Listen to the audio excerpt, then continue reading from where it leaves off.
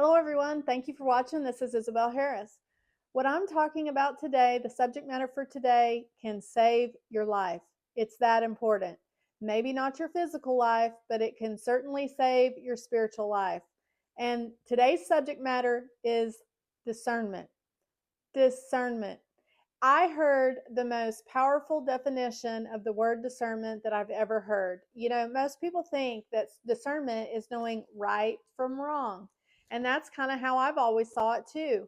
But I heard a woman repeat that she had heard a minister lady say, discernment is knowing right from almost right. And that's the best definition of discernment that I've ever heard. And that's what I want to talk a little bit about today. In the world today, we have these little supercomputers that we can hold in our hand, and we can get so much information coming at us. There's every preacher and teacher and subject matter just right at our hand. People all across the world on their ministering and teaching on different things. Well, how do we know that what we're getting is factual or even helpful, or certainly we need to know if it's biblical? Well, that's where the spirit of discernment comes in. And this is how we get it: pray, study, and pray for that spirit of discernment to be operating in our lives.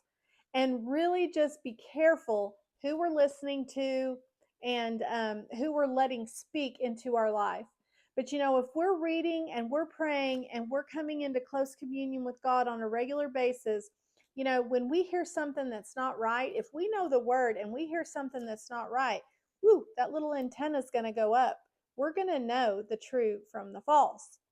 So, in Matthew 24, it's really interesting because Jesus said that in the last days, even the very elect would possibly be deceived. Think about that. That kind of indicates that the most educated, the smart ones, even them, the ones that we hold maybe in high esteem, the ones we're letting teach us, even they have the potential to be deceived. So this is so very important, and we need to be on our spiritual tippy toes all the time, especially in this day and age. I've heard so many silly things going on, like preachers getting their messages from AI. The creators of AI, I'm not sure, but are they born again, spirit filled Christians, or are they feeding AI what they want us to know? I don't know, but I just know that we have to know Jesus Christ. We have to be walking in close step with Him. We need to be reading His words. We need to be talking to Him daily. And then when somebody tries to throw something at us that's not biblical, not helpful, and not for us, whoo, we're going to know. We're going to know pretty quickly. So I didn't mean for this to be heavy, but discernment is so important. There's so much in the church right now. There's so much deception going on. That may be a video for another day, but there is a lot of deception in the church right now. There's a lot of just not biblical teaching going on. Spiritual apathy is really rampant. People just Sunday morning, an hour or two on Sunday morning is enough church or enough God for them, and they're not really fostering their own development. So these people are going to be very easily deceived. Their discernment's not going to be what it needs to be when it needs to be there. So friends, I hope this is an encouragement to you to get in your word, to get in the prayer closet, pray for that spirit of discernment. Be very careful what you're watching on YouTube. What I'm warning you about, it's kind of funny because that's what I'm doing right now. I'm telling you that God laid on my heart to start this YouTube channel and share what He's downloading to me to share it with others. But I want to tell you this: don't just listen to me.